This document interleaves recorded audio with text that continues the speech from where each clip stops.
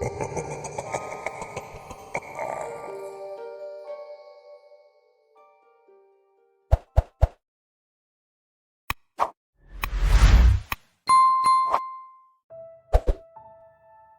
was born around the Appalachian mountain area. After I left school, I moved around a lot.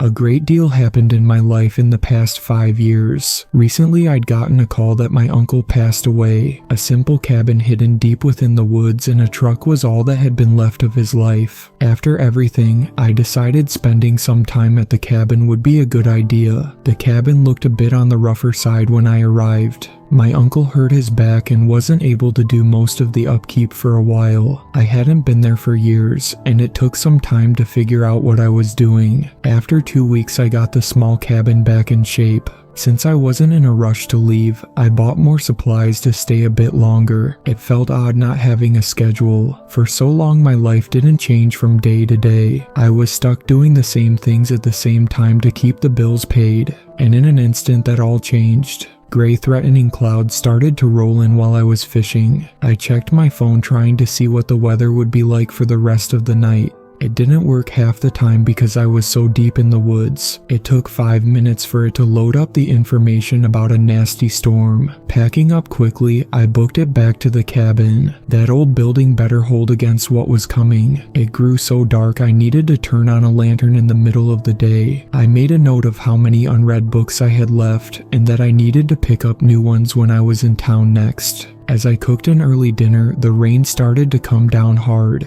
The wind blew, rattling the windows. Thunder rumbled so hard I felt it in the floorboards. This was a night to stay inside and under some blankets. More lightning flashed and I glanced outside at the right time. If I had been a second too late, I might have missed something that would change my life. A person was limping along outside fighting the storm. I rushed to grab my jacket and get my shoes on. The instant I opened the door, I became soaked. It was nearly impossible to see with the rain pouring into my eyes. By some miracle, I spotted the figure again. He looked so damn small out here beside the massive trees that made up the forest. Pushing on, I reached him through the rain. I shouted only to have my voice get carried away by the wind. He struggled a little as I guided him back to the cabin, but we finally got inside, drenched and shaking from the cold. For some reason, he was dressed in a simple robe that appeared to be made of a natural material. He looked young, maybe 16. I fetched a blanket off the couch to wrap it around him. The poor kid shook so hard his teeth chattered.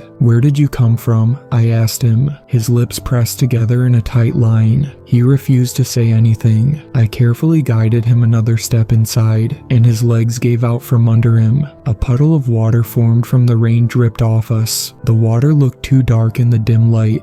I soon discovered a fresh, nasty gash on his leg. Since he was so thin, I lifted him to carry him over to the couch. I did try calling for help, but my phone didn't connect. Then I did my best to treat the wound with the supplies I had. Where did he come from? Was there a weird cult in the middle of the woods? It wasn't as if that sort of thing hadn't happened before. From how rattled he looked, I decided not to press him for answers. Stay here for the night. If I make you uncomfortable, I can sleep in the truck, I said after I wrapped his leg. I stood up and his hand flew out to take mine. He shook his head, but hadn't spoken yet. Gray eyes begged me not to go outside again. I promised I wouldn't leave him. He needed some dry clothing. Some oversized sweaters and sweatpants would need to be good for now. I didn't sleep well that night. The cabin had 3 rooms, a main room, a bedroom, and a bathroom. I let him sleep in the bedroom as I took the couch. Ideas of where that kid came from and what happened rolled around in my brain all night. I wouldn't get any answers until he decided to tell me. The storm finally died down before dawn. I passed out for a few hours, feeling more tired after I woke up. The first thing I did was knock on the bedroom door to see how he was doing. When no answer came, I opened it a crack. The bed appeared slept in but empty. He wasn't in the bathroom, so did he run off? Fear raced through my stomach until I opened the cabin door to see the boy from the night before outside stretching. At least his leg looked to be alright. "How are you feeling?" I asked, not expecting to get an answer. "Better," he responded in a deeper voice that didn't match his face. "Do you want to head into town for a real doctor to look over your leg?" I said, and he shook his head. "No, it'll heal on its own. The cut looked worse than it is." He pulled up the pant leg to show off the long cut along his leg. I must have been seeing things last night. I could have sworn it was twice as long a few hours before. What's your name? I'm Dean. Again, I wasn't expecting him to answer, and yet he did.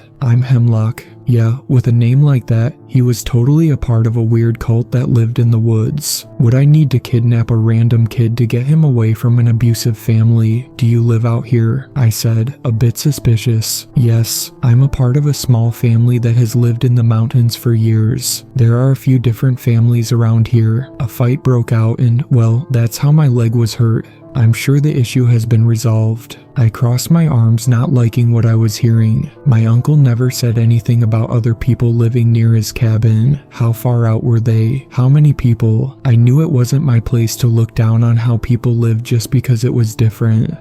But I worried about any issues that kind of lifestyle may bring. You don't have like a main leader claiming the end of the world is going to happen and then takes like 10 wives, right? I suggested, hoping being so upfront wouldn't scare him away. The kid laughed, which put me a bit more at ease. Who would ever need 10 wives? Isn't one when you're ready enough? At least that reaction made me think there was a chance Hemlock was doing alright, living in the woods. Then again, his name was Hemlock. Unless I saw how he was living, I wouldn't be certain he was safe or not. I nudged at the dirt, wondering if it was my place to stick my nose into his business. Where do you live? When your leg is a bit better, I can drive you there. I nodded towards the rusted truck my uncle left. Hemlock chewed on his cheek, unsure of my offer. He shook his head, trying to think of a polite way to refuse. We would need to walk. It's far into the forest and there are no roads. I'll be fine to return on my own. I would like to do something to repay you for your help. I shook my head, but it didn't look as if he would accept the lack of repayment. I thought for a minute, wondering if there was anything I could ask him to do. Let's go fishing today. It was an easy chore that would keep him off his injured leg. I had 2 rods, so we didn't need to share. After collecting the gear, we walked down to the lake as a chilly wind blew. It cooled down a lot from the rain. The path had become so muddy I was having issues with getting my boots stuck. Hemlock walked barefoot. Even with an injured leg, he didn't have any issues not sinking into the muck.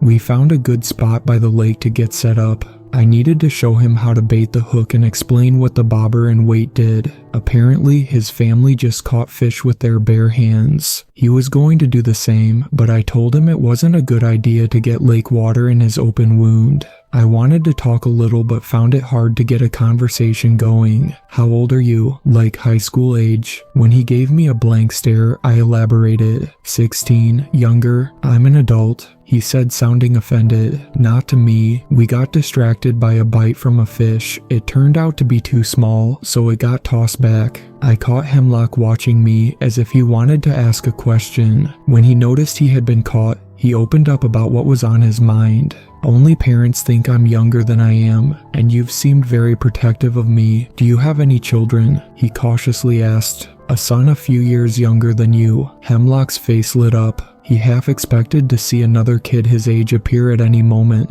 I bet he easily made friends. Will he be spending any time at your cabin? No, he's with his mother. I replied, hating how cold my tone sounded. Hemlock knew to drop the subject and felt awkward bringing the whole thing up. He made things better between us by snatching a fish who had foolishly gotten too close to the edge of the lake. By lunchtime we had enough fish for dinner. I'd caught 2 while Hemlock caught 6 by baiting the water and grabbing victims before they knew what was coming. I insisted he stayed for dinner. It seemed like he was ready to run off at any moment. I offered to cook while he cleaned up. The smell of the lake clung to his clothing, which he hadn't noticed. The cabin had its water system. I wouldn't have been able to stay out here for as long as I had without hot water. I showed Hemlock how the shower worked, but said he could also have a bath if he preferred. I cleaned and deep fried the fish along with a few side dishes from whatever canned goods I had around. My guest came out of the bathroom dressed in more borrowed clothing, his cheeks still red from the hot water. The soap smelled too strong for me to use. Hot water is such a nice treat.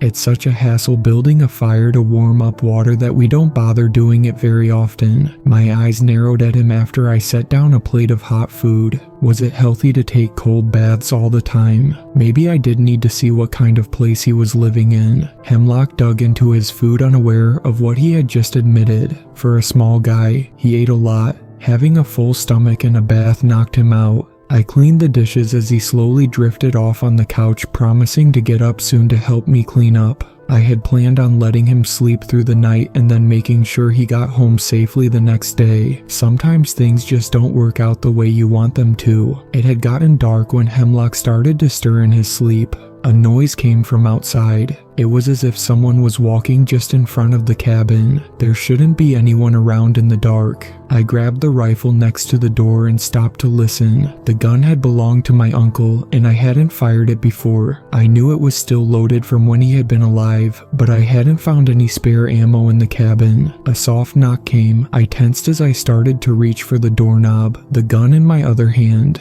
If the person wanted to cause trouble, I was positive I could deal with it. "Don't," Hemlock shouted from the couch. I just turned the doorknob when he spoke up. The wooden door exploded inwards, knocking my body a few feet back. My entire body hurt as stars danced through the darkness. My head slammed against the wooden floor, stunning me for a full minute. I climbed out from under the door, rifle still in hand, but my body refused to stand. Two strangers stood inside the cabin. They were dressed in sewn together dirty rags. Their bodies were tall and bone thin. One had a hand with long fingers wrapped around Hemlock's arm to start dragging him towards the open doorway. "Let go of him," I said through gritted teeth and raised the rifle. The one man turned his head to show a long grin. His mouth appeared unnaturally thin. His dark eyes were set into a skull-like face. "Oh, how cute. Let's take this one too," he said in a raspy voice. "No, you know the deal. We do not involve outsiders," Hemlock nearly begged.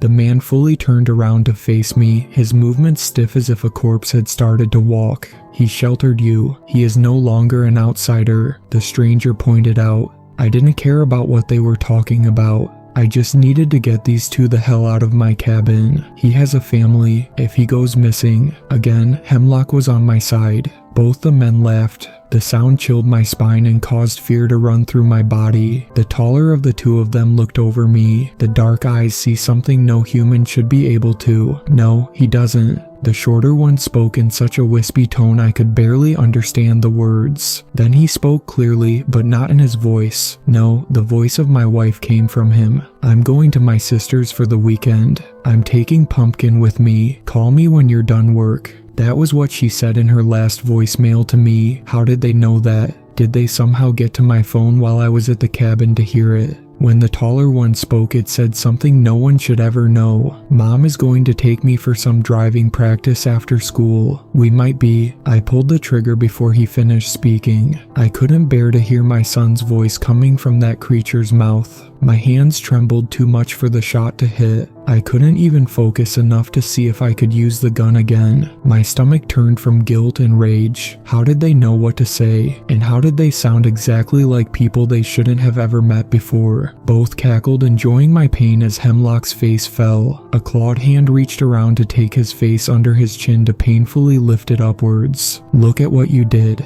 You let a human get involved with us. Now we must eat him. Not only that, but you got your silly father killed by attacking us first." His eyes widened, unaware of if the creature was lying about his father's death. I looked around trying to see if there was a weapon I could use. The rifle was useless aside from being a blunt object. I needed to get us the hell out of here. I no longer cared about who these two were. The important thing was how to get away. "You're lying. You attacked us. We only defended ourselves. Our tribe has abided by the agreement since it was made. Why would we ever go against it?" he protested, sounding like the scared kid he looked like. "After you're dead, then it'll be our word as proof. The winter was very hard on us. I fear the next one shall kill more of our kind. So be a good little boy and don't fight in the same way your father did. We don't want to damage such a nice coat a second time." That was enough to get Hemlock to fight back. A set of fangs appeared in his mouth as a deep growl rumbled through the cabin. He bit down hard on the hand that had held his chin. While those three were distracted, I rushed over to the other side of the room to grab the longest sharpest knife I could find.